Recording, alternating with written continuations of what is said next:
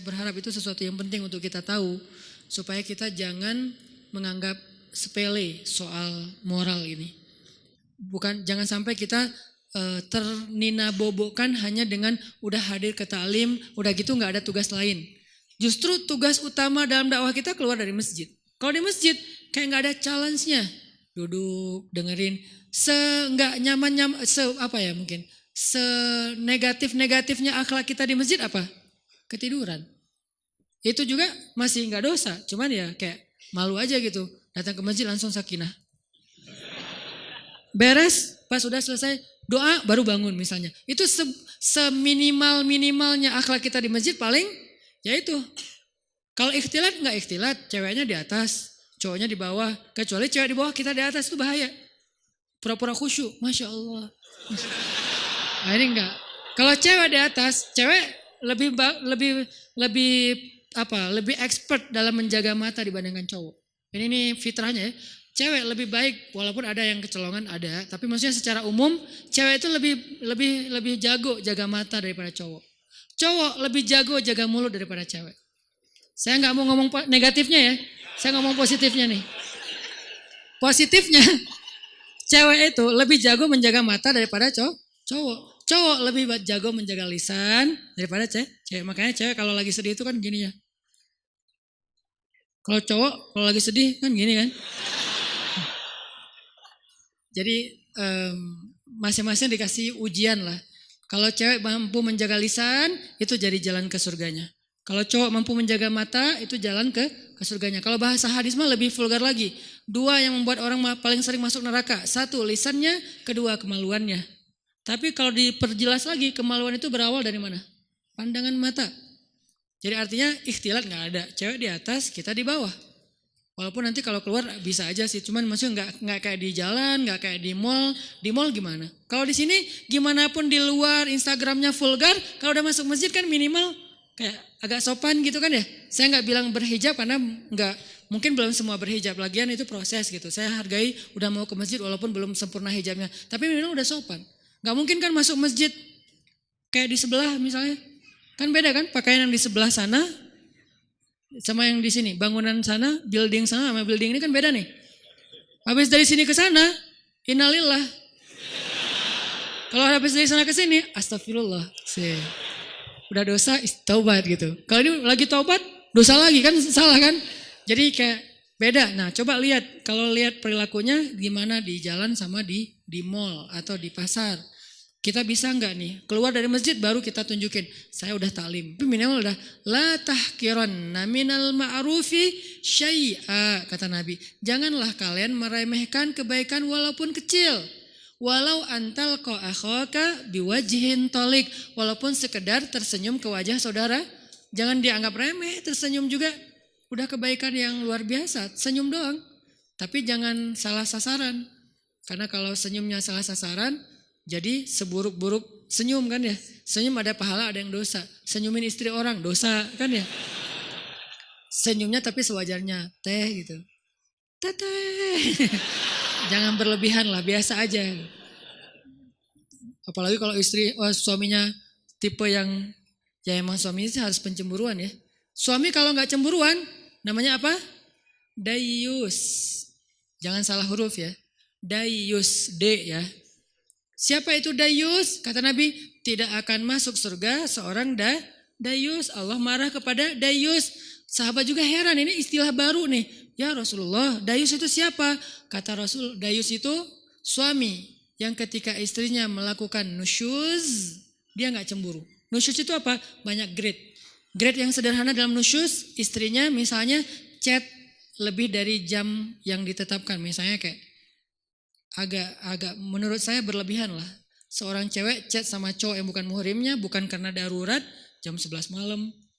Harusnya batasnya jam 10 malam. Ini SOP ya buat cewek-cewek.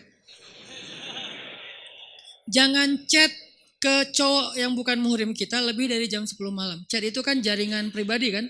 Diterjemahin japri lah. Panjang amat. Chat itu kan japri. Jadi kita kayak ngobrol berdua, nggak darurat, kecuali darurat. Ada urusan penting, urusan kerjaan, urusan sosial, urusan apa lagi. Tapi bukan modus. Nanti jangan lupa ya sebelum tidur baca 100 ayat. Soalnya kata Nabi, pakai bawa Nabi lagi ya. Siapa yang sebelum tidur baca 100 ayat, maka dia dicatat sebagai orang yang tidak lalai, kan gitu kan? Karena siapa yang selalu dalam keadaan zikir berarti Allah ingat dia. Fadkuruni adkurkum, berarti siapa yang sebelum tidur baca 100 ayat, Allah ingat dia sepanjang dia tidur sehingga dia tidur dalam keadaan diridhoi oleh Allah. Ya, jangan lupa ya baca 100 ayat. Oh ya, surat apa? Bebas, yang kamu udah lancar aja. Atau kalau misalnya kamu ngantuk, aku aja bacain mewakili kamu. Apa gitu kan ya. Nah, ini namanya modus. Jangan di follow yang kayak gitu-gitu. Oke, jadi jangan lebih dari jam 10 kecuali darurat. Nah, suami yang gak cemburu istrinya chat terus cekikikan, terus emotikonnya guling-guling apa. Nah, ini enggak benar nih. Berarti dia udah mulai kena penyakit dayus, harus cemburu. Enggak ada apa-apa kok, bukan kita curiga sama istri kita atau sama cowok itu. Kita enggak suuzon sama mereka berdua, kita suuzon sama setannya. Mereka dua-duanya orang soleh, yang satunya ustadz lagi tuh. Ustadz, saya lagi sedih nih. Hati-hati, ustadz juga manusia. Saya dipanggil ustadz.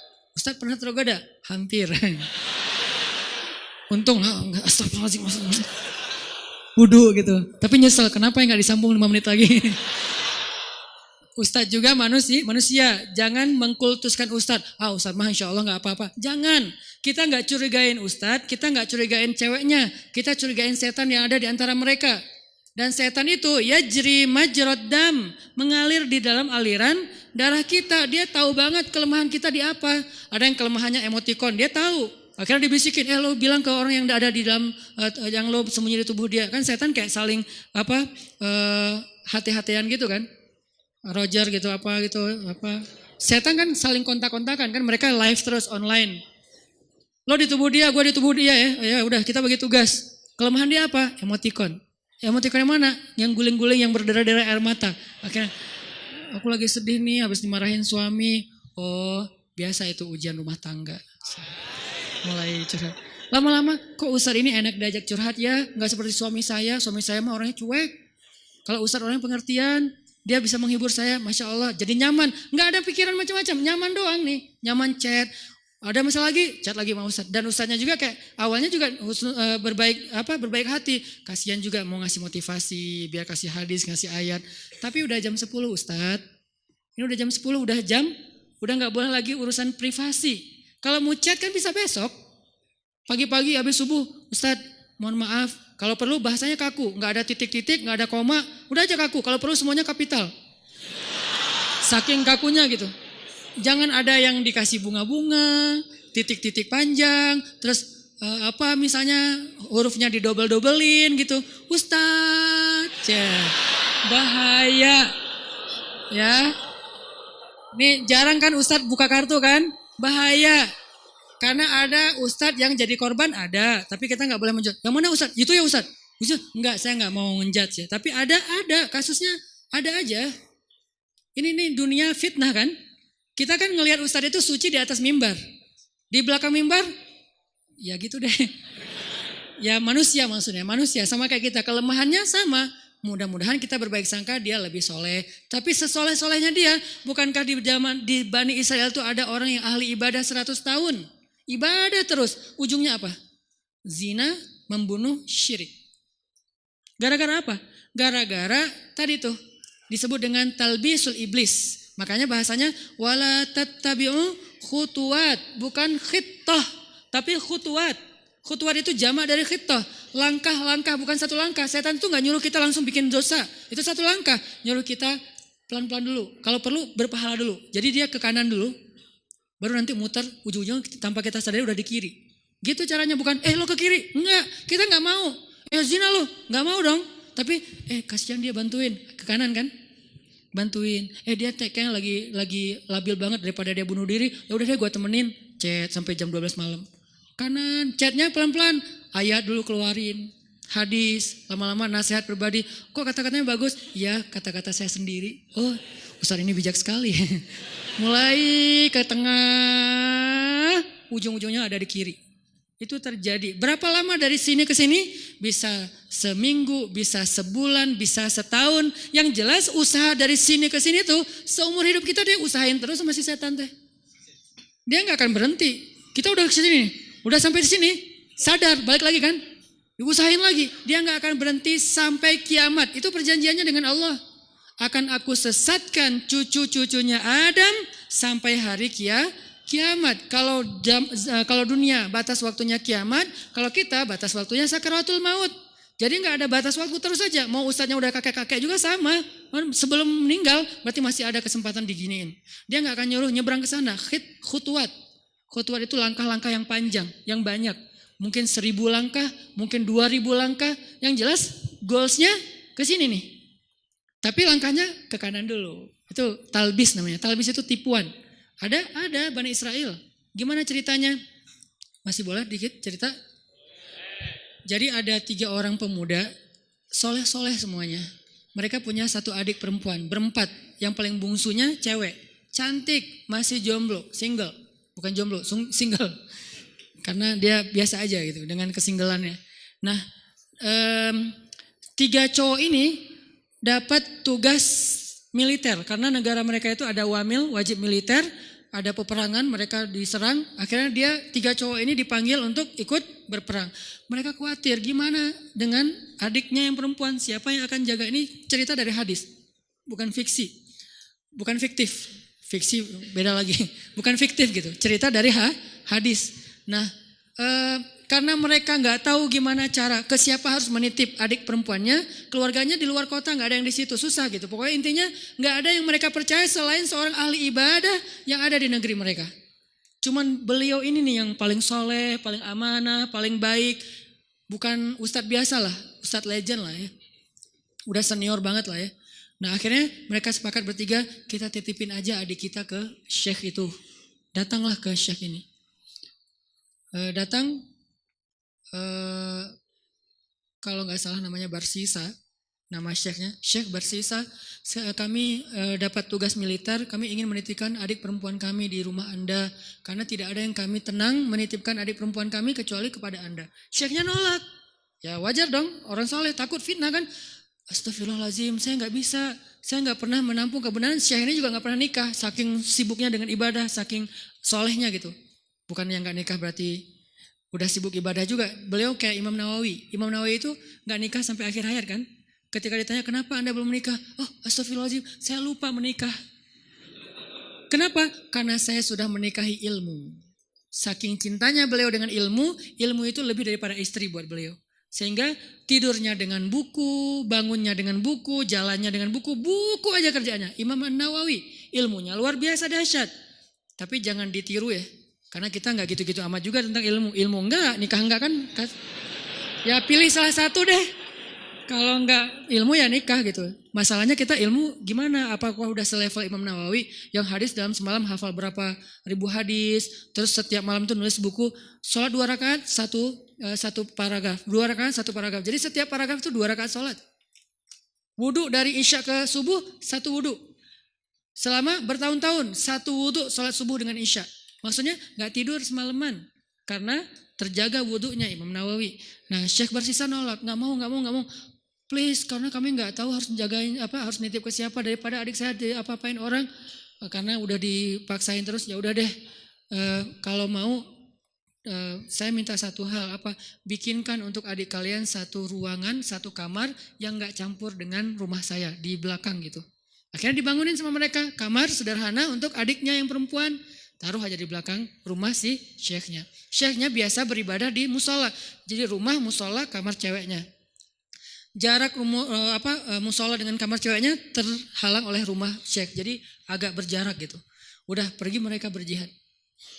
Hari-hari pertama syekhnya nggak pernah berkomunikasi 1 patah kata pun dengan si cewek ini. Karena diamanahin nafkah, kebutuhannya, akhirnya dititipkan uang, syekh ini ke pasar beli roti setiap pagi, taruh roti di depan pintunya, balik lagi ke musola zikir, astagfirullah. Si perempuannya tahu jam udah ada roti di depan pintu dia buka, ambil roti, makan di dalam. Gak pernah komunikasi. Sehari, seminggu, Minggu kedua mulai datang setan. Yuwaswis fi sudurin nas, pakai perasaan, bukan pakai logika. Perasaannya yang diusik. Kasihan juga tuh cewek kesepian. Masa nggak disapa sama sekali, ntar dianggap sombong loh. Ya sapa sederhana aja, nggak usah berlebihan, cuman sehat gitu doang. Oh ya udah, titipin roti. Assalamualaikum, sehat teh, sehat Ustadz, alhamdulillah. Oh ya, pergi aja. Gitu doang. Jadi kayak japri, sehat, udah. Nggak pakai emoticon. Jadi benar-benar kayak tiis aja gitu kan ya, dingin aja, nggak ada apa-apa gitu. Zikir astagfirullahaladzim. Besok datang lagi setan. Masa cuma nyapa doang? Siapa tahu dia pengen sesuatu tapi nggak berani ngomong karena kaku. Ya lebih lemes lagi lah, biar siapa tahu si cewek ini butuh apa, nanti dia bisa ngomong karena nggak malu. Oh iya juga sih. Teh sehat ya, kalau butuh apa-apa kasih tahu saya ya. Oh iya Ustadz makasih. Nah ini kan nih. Akhirnya datang setan yang satu lagi. Lo tugasnya sama cewek, gue cowok. Setannya bagi tugas. Tapi bukan karena kelainan, memang gitu tugasnya. Si setan yang ke ceweknya bilang, itu Syekh itu baik banget ya, soleh banget. Kamu kalau ada apa-apa jangan sungkan, ngomong aja ke beliau orang soleh kok, orangnya senang membantu. Kan baik kan? Gak ada yang negatif kan? Besok-besok, teh butuh apa? Ya Ustadz boleh nitip sesuatu apa? Pengen apa? Makan apa gitu. Ini ada uangnya, nggak apa-apa udah dititipin sama kakak-kakaknya. Teteh, oh ya udah, maaf ya Ustadz merepotkan, nggak apa-apa. Nah, mulai ini. Pergi ke pasar, beliin roti, susu. Makasih Ustadz udah bagi 2 aja, masa saya makan sendiri gak habis. Setan bilang kan, gak akan habis tuh mubazir. Benar gak sih? Mubazir kebanyakan tuh, udah bagi 2 aja. Ustadz bagi 2 aja, udah gak apa-apa makan aja. Kata si yang satu lagi setannya, jangan mau diterima, malu atuh sama cewek. Udah, akhirnya apa? Udah makan aja, ntar kalau gak habis baru saya habisin. Mulai kan, makan, Ustadz gak habis. Ya udah sini dihabisin, mulai kan agak-agak gimana gitu kan, bekas. Makan. Lama-lama datang lagi setan tuh. Coba tanya, siapa tahu dia pengen belajar sekaligus daripada dia diam-diam aja, nyantri aja sekalian. Nyantrinya apa? Belajar agama. Tanya butuh apa tentang masalah agama yang saya bisa bantu. Sedikit-sedikit adalah ilmu. Oh ya udah benar juga ya, dapat pahala lebih. Teh, nanti kalau butuh apa-apa, udah nggak sungkan sekaku yang pertama kan. Butuh apa-apa kasih tahu aja ke saya, insya Allah kalau ada pertanyaan saya bisa jawab. Kalau nggak ada nanti saya tanya ke yang lebih ahli. Oh ya Ustadz, kebenaran saya lagi nanya nih masalah ini gimana. Nah mulai, tapi masih di balik pintu. Kenapa? Jangan ketemu orangnya, fitnah dong kata setan. Jangan, nanti fitnah ikhtilat kata setan teh. Setan yang ngajarin ilmunya nih. Ikhtilat, jangan. Oh ya benar juga. Jadi teriak-teriak dari belakang pintu, depan pintu gitu. Oh kalau gini gimana Ustadz? Nah lama-lama datang lagi setan. Mungkin sebetulnya si Tete itu ada pertanyaan yang privasi. Gak enak nanyanya sambil teriak-teriak. Kayak nanya masalah cara membersihkan haid atau apa kan gak enak teriak. Ustadz cara ngebersihin haid gimana kan gak enak kan ya? Ya udah kamu lebih dekat lagi duduk depan pintu. Jangan berdiri. Duduk aja depan pintu baru ngobrol. Oh ya udah teh kalau Teteh butuh tanya apa-apa saya insya Allah siap jawab. Ini nggak perlu teriak-teriak. Oh ya Ustadz di balik pintu. Sama-sama duduk di pintu tapi masih kehalang. Pintu tertutup. Datang lagi besoknya setan. Apa kata orang ngelihat kalian ngomong kayak gitu. Satu dalam satu di luar tapi duduk di pintu. Kan jadi fitnah. Ntar dikira semua orang ada apa-apa. Lebih baik masuk ke dalam biar nggak ada yang ngelihat. Tapi pintunya dibuka. Awas jangan ditutup. Ntar digoda setan. Lah ngomong setan. Nah ini nih setan nih. Talbis. Makanya ada buku tebal ya, judulnya Talbisul Iblis. Tipu daya, tipu muslihat iblis. Gitu, dibawanya ke kanan dulu, baru ujung-ujungnya ke kiri, tanpa disadari. Tapi buka pintu ya, oh iya juga ya, nggak boleh tutup pintu, ntar jadi ikhtilat lagi. Ntar setan lagi. Padahal dari tadi juga setan. Udah, teh, boleh di dalam aja, nggak enak dilihat orang. Oh ya Ustadz nggak apa-apa. Yang bagian ceweknya bilang, nggak apa-apa dia orangnya amanah, nggak usah khawatir. Gitu kan? Udah aja duduk dekat pintu tapi udah di dalam ruangan. Ngobrol. Udah ketemu orangnya. Beda udah pasti.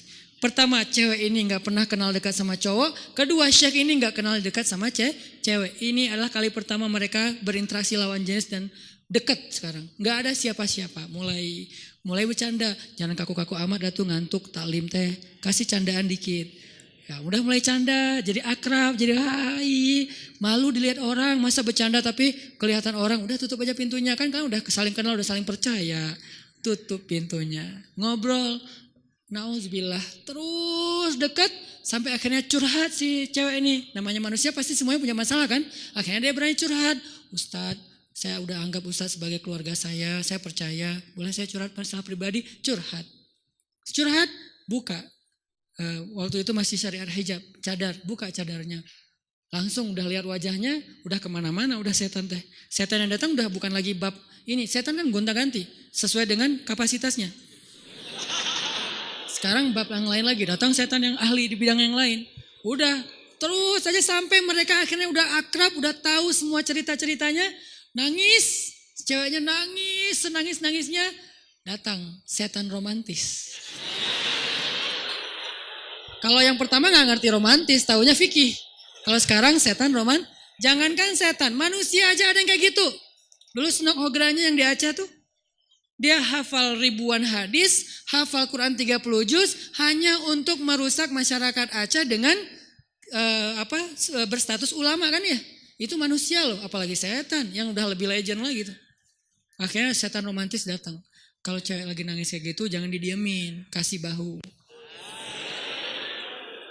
Nanti kalau dia tersinggung gimana? Gak akan tersinggung. Cewek kalau lagi kayak gitu dia gak akan tersinggung. Dia pasti positif. Jangan kasih bahu pas dia lagi ngomongin masalah agama. Kasih bahu pas dia lagi nangis, lagi emosional. Itu pasti dia akan terima. Oh gitu ya? Udah Neng. Nah mulai nih akrab, usap-usap. Jadi nauzubillah akhirnya mereka berzina. Udah di sini kan? Udah berzina. Berzina sekali. Karena udah terlanjur dosa lah. Kagok Udah kagok kan. Udah aja. Biasa aja gitu. Udah dosa juga gitu. Jangan manggil Syekh lagi lah. Manggil A aja. Jadi tadi kan manggilnya Syekh. Lama-lama Ustadz. Lama-lama AA. Manggil lah. Udah akrab teh. Udah zina. Ada segala macam. Nauzubillah. Ngomongnya juga gak enak. Udah gitu. Maaf perempuannya hamil.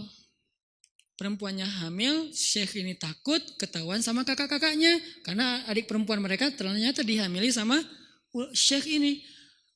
Kalut, panik, datang setan kriminal. Bilang, lo udah bikin adiknya, lo gak akan dibiarin hidup. Setannya udah beda ngomongnya. Ngomongnya udah beda. Udah terlanjur. Udah lo habisin aja deh. Gak usah banyak mikir, udah lo habisin aja lo sekarang. Udah. Gitu-gitu. Oh udah dihabisin, dibunuh ceweknya. Karena takut ketahuan. Ditakut-takutin sama setan. Pokoknya lo habis, lo malu, semua orang kampung akan mencela kamu dan segala macam. Pokoknya dibikin goyah banget nih Syekh ini. Akhirnya dibunuh, dikubur di belakang rumah. Tapi udah dibisikin sama setan alasannya, modusnya apa? Bilang aja sakit, meninggal, dikuburin.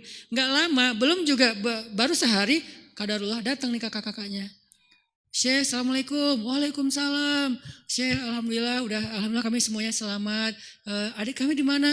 Syekh ini pura-pura sandiwara. Ada apa Syekh? Innalillah, yang sabar ya gitu. Allah mentakdirkan kalian gak ketemu lagi. Baru aja kemarin adik kalian sakit keras dan meninggal. Maafkan saya gak bisa jaga amanah kalian. Innalillah wa inna ilaihi raji'un. Ya gak apa-apa Syekh, di mana kuburnya? Di belakang. Datang doa, pulang aja. Setan kan jahat banget ya. Setan tuh gak pernah berpihak sama kita. Dia itu pengadu domba. Malam setan ini datang ke dalam mimpi ketiga kakak beradik ini. Mimpinya sama. Setan yang sama, gimana gak sama redaksinya. Mimpinya sama. Datang, adik kalian itu gak meninggal sakit. Dibunuh setelah dinodai sama Syekh itu. Buktinya kalau kalian mau tahu, coba kalian gali kuburnya, lihat bekas pembunuhan itu. Kalau datang ke satu, ya anggap aja mimpi. Datang ke yang kedua, sama. Ketiga sama, bangun dari mimpi. Saya mimpi buruk tentang adik, saya juga sama. Apa mimpinya? Diceritain, kok sama ya mimpi kita? Mencurigakan sekali kan? Kok mimpi kita sama? Wah bahaya nih, kita bukan suudzon sama Syekh, tapi kita harus buktiin. Ayo, besoknya mereka diam-diam datang, digali kubur adiknya yang belum kering, yang masih basah tanahnya. Benar ada bekas pembunuhan dan dia dalam keadaan hamil. Syekh ini langsung dibawa ke pengadilan. Dikeroyok sama massa. Dibawa ke pengadilan, diputuskan hukuman mati. Di tiang hukuman mati, sebelum dia mati, datang setan yang terakhir. Setan yang paling banyak ilmunya, ulamanya setan. Ini nih setan paling pro nih. Datang terakhir. Syekh, kata dia. Syekh tahu selama ini kenapa Syekh sampai di sini? Yang membuat Syekh sampai di sini tuh saya dan geng. Saya and the gang. Kita yang menggoda Syekh dari awal mau menerima cewek itu, kemudian ngasih roti, kemudian mau menyapa, kemudian mau fatwa, kemudian duduk di dalam rumah, kemudian menutup pintu sampai berzina, membunuh dan seterusnya, berbohong, itu semuanya kami. Dan sekarang kamu udah gak bisa ngelak. Hukuman sudah ditetapkan, masyarakat sudah benci sama kamu. Satu-satunya cara kamu selamat sekarang adalah cuman kami yang bisa nolong kamu, karena kami yang mencelakai kamu. Gimana cara saya bisa selamat? Tunduklah ke saya. Sujud. Kalau kamu sujud ke saya, maka kamu akan kami selamatkan. Ini kesempatan kamu yang terakhir. Itu pedang untuk membancung dia itu udah siap. Orang kayak gitu kan labil banget. Akhirnya dia sujud, dia mengakui setan itu sebagai Tuhan, dipancung, matilah Syekh ahli ibadah 100 tahun ini dalam keadaan pembunuh, pezina, pembohong, dan syirik. Kenapa bisa kayak gitu? La tattabi'u khutuwatis syaitan. Janganlah kalian mengikuti langkah-langkah setan. Dia gak akan langsung nyuruh satu langkah ke kiri. Dia nyuruh ke kanan sekilo. Jauh banget ke kanannya. Sampai gara-gara setan kita jadi ahli ibadah banget. Gara-gara setan nih saya jadi bisa tahajud. Kok bisa? Soalnya dulu saya gak pernah tahajud. Gara-gara ada modus sekarang jadi tahajud. Begitu deh. Jadi sekarang awalnya sih modus. Lama-lama istiqomah. Masya Allah setan teh. Jadi dari modus jadi istiqomah. Terus besok-besoknya tuh kan gak apa-apa. Udahlah gak usah terlalu idealis. Besok-besoknya ketemu na'udzubillah. Sampai berada di sisi yang kiri dan itu udah terjebak. La tattabi'u khutuwatis syaitan. Jangan ikuti langkah-langkah setan. Bukan jangan ikuti langkah setan. Jangan ikuti langkah-langkah setan. Jadi yang kayak tadi misalnya dayus. Ini gara-gara ngomongin dayus nih. Suami harus cemburu. Karena cemburunya suami itulah penjaga istri. Kalau suami udah gak cemburu, istrinya berlebihan komunikasi dengan lawan jenis, sikap ke lawan jenis, berarti istrinya udah gak ada yang jagain. Bukankah tugas suami itu ku anfusakum wa ahlikum naro, tapi cemburunya juga cemburu yang baik, jangan mencela. Cemburunya menasehati, kan di Al-Quran juga dikasih tahu kan ya, menasehati mereka, pindah tempat tidur, apalagi nasihati, pindah tempat tidur, pukul dengan pukulan yang tidak melukai dan tidak menyakiti. Kemudian kalau mau menceraikan pun dengan cara yang baik. Tapi na'udzubillah jangan sampai ke tahap itu gitu. Yang jelas cemburu harus punya, cuman jangan berlebihan. Nah yang akhwatnya, yang cewek-ceweknya kalau dicemburuin suami, bahagialah. Kenapa? Berarti suami kita sayang sama kita. Berarti suami kita itu masih perhatian sama kita. Selama ekspresi cemburunya belum berlebihan, cuman cemburu. Jangan gitu dong gitu. Gak ada apa-apa kok. Emang gak ada apa-apa. Tapi kan gak pantas. Nah ini nih yang kayak gini-gini nih. Kayak komunikasi japri di grup. Pas ketemu orangnya atau apapun. Ini harus terjaga. Ini nih tadi yang bab dayus ya. Ini juga sesuatu yang behavior. Ini kita rubah pelan-pelan. Mudah-mudahan nanti kita akan melihat Bandung dan Indonesia. Anak mudanya yang menjadi wajah negeri ini. Sudah memiliki behavior seorang Muslim yang mungkin yang pastinya terilhami, terinspirasi dari sosok orang yang paling ideal di antara manusia, yaitu Rasulullah Sallallahu Alaihi Wasallam.